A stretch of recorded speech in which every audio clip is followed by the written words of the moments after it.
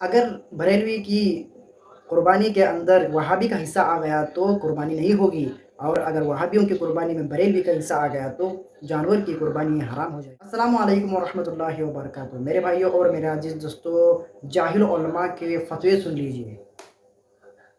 یعنی نبی صلی اللہ علیہ وسلم کو ہر جگہ حاضر ناظر سمجھنا، مختار کل سمجھنا، مشکل کشا سمجھنا، بالکل وہی حکام جو اللہ کے ہیں. جیسے اللہ کو ہر چیز کا علم ہے، اس کا دعوے نبی بھی عالم الغیب ہے، یعنی ہر چیز کا نبی کے پاس بھی علم ہے. تو یہ بھی شرکی ہے. تو اگر کسی مشرک کو، چاہے وہ دیوبندیوں میں ہو، بریلویوں میں ہو، اہل حدیث میں ہو، کوئی پکا اہل مشرک حدیث ہے کا اور واضح مشرک طور پر شرک کرتا ہے، اس طرح کی باتیں کرتا ہے، اور وہ یہ سمجھتا ہے کہ اللہ کو دعا میں پکارنا جیسے جائز ہے، تو نبی کو سے بھی آپ نبی کو بھی پکار سکتے ہیں اپنی حاجات میں.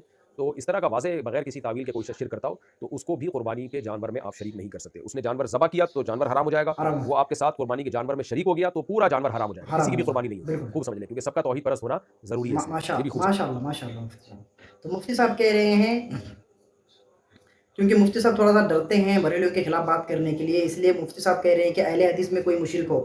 میرے بھائی، اہل حدیث میں کوئی بھی مشرک نہیں ملے گا. ڈھونڈ ڈھونڈ کے آپ تھک جائیں گے، ان کو مشرک اہل حدیث میں نہیں مل سکتا.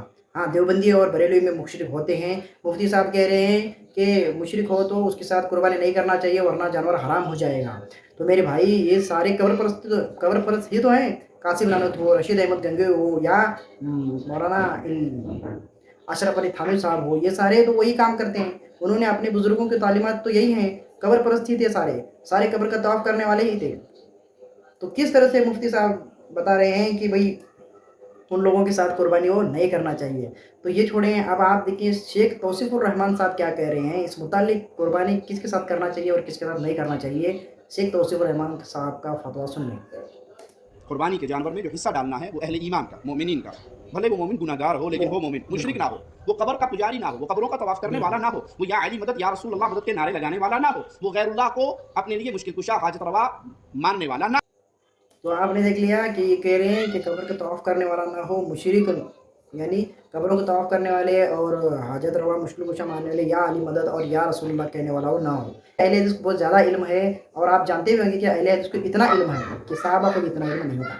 جی، حضرت عمر بن خطاب رضی اللہ عنہ کو علم اتنا نہیں تھا ان کے نزدیک، اور عبداللہ بن عباس رضی اللہ عنہ کے سے بھی زیادہ علم رکھتے ہیں، کیونکہ ان کی باتوں کو چھوڑ دیتے ہیں، پیٹھ پہ ڈال دیتے ہیں. پھر کبھی انشاءاللہ اس پر بات کریں گے. تو یہ لوگ اتنے کمزور ہو چکے ہیں، اب ان کے پاس کچھ نہیں ہے. یہ فرقہ واریت ہے، کہتے ہیں ہم کسی کو کفر کا فتویٰ نہیں لگاتے. تو دیکھتے ہیں اب انجینئر محمد علی مرزا صاحب اس کا کیا جواب دیتے ہیں.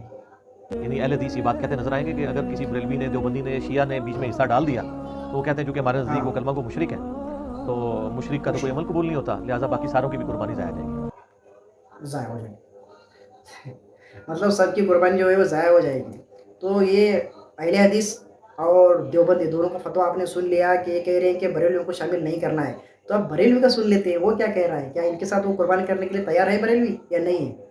اگر جیسے ایک بڑا جانور ہے جس میں 7 حصے ہوتے ہیں، آپ جانتے ہیں مسئلہ یہی ہے کہ 7 کے 7 حصے جو ہوں وہ سب کے سب مسلمان ہونے چاہیے جن کے نام سے قربانی ہے. اور آپ جانتے ہیں کہ ہمارے اہل سنت والجماعت کے علماء نے وہابیہ، دیابنا، اہل حدیث، شیعہ وغیرہ کو اہل سنت والجماعت سے خارج مانا ہے، اور انہیں ان کے عقائد کفریہ کی بنیاد پر ان کو کافر اور مرتد مانا ہے کہ وہ اہل سنت والجماعت کے حصوں میں ہرگز کسی وہابی، دیوبندی، اہل حدیث، شیعہ وغیرہ کو شریک نہ کریں، نہیں تو آپ کی قربانی برباد ہو جائے گی. تو آپ نے سن لیا، یہ سنی عالم بھی کہہ رہے ہیں کہ وہ مسلمان ہیں. سنی مطلب یہ کہہ رہا ہے میں مسلمان ہوں، وہ کہہ رہا ہے میں مسلمان ہوں، وہ کہہ رہا ہے میں مسلمان ہوں.